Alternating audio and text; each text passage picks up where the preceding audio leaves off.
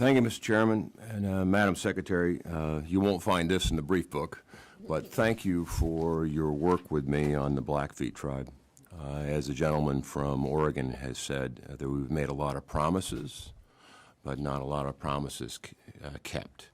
In the case of the Blackfeet, we'd like your commitment that you'll continue to work with me and make sure the promise that was made to the great tribe is met. We'll always work with you. Okay, let's shift to critical minerals. Okay. So, Madam Secretary, is it your policy that critical minerals should be sourced from countries that are stewards of the environment, like the U.S. and our allies, or sourced from Russia and China that don't share our same values? Congressman, what I'll say is the President is committed to... Pretty much a yes and no. It's your policy, Madam. Our policy is to work to make sure we have the best... I'll take that as a maybe. So are you aware that China produces more emissions than any other country on the planet? I have probably read that somewhere. Are you also aware that China produces 90% of the world's plastic from 4 rivers? I will take that as You also are aware that China is the biggest offender on illegal fishing? Thank you, Chair. Congressman. Have you read the Department of Interior report on critical minerals dated December 17? December 17th of 2021? 2017.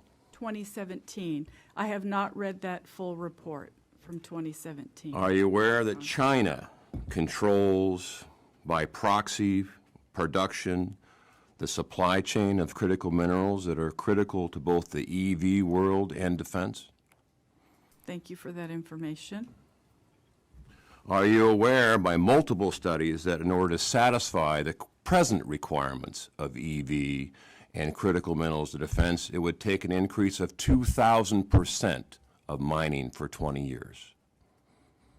Are you aware of that? Thank you for the information, Congressman. Are you also aware that northern Minnesota is home to those critical minerals that are necessary for EV and our Defense Department? I think there are critical minerals across our country. Yes. Did you, before you put a moratorium, did you identify and fast-track those sources of critical minerals that you just mentioned? Are you talking about in Minnesota and the boundary waters? You had mentioned that there's other places within the United States that also hold critical minerals that are required for the country. Did you identify those and have you fast-tracked the production or permitting We are or identification in Minnesota particularly. across our country? Across Can our you pick any place that you've identified for an alternative to critical minerals to fast-track so we're not vulnerable to China and Russia for our very critical economy, both in defense and EV?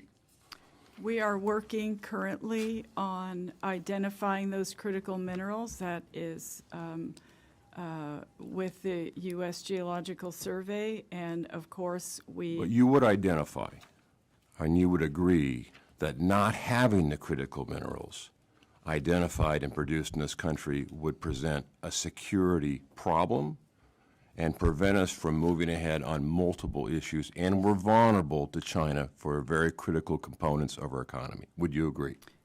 Congressman, I know that energy independence is a priority of President Biden. Thank you. Let's shift to one of my favorite topics, the Aleutian chain. As a SEAL, I've spent a lot of time in the Aleutian chain. So would you agree that pregnant women, either indigenous, native or not, deserve access to health care? Absolutely.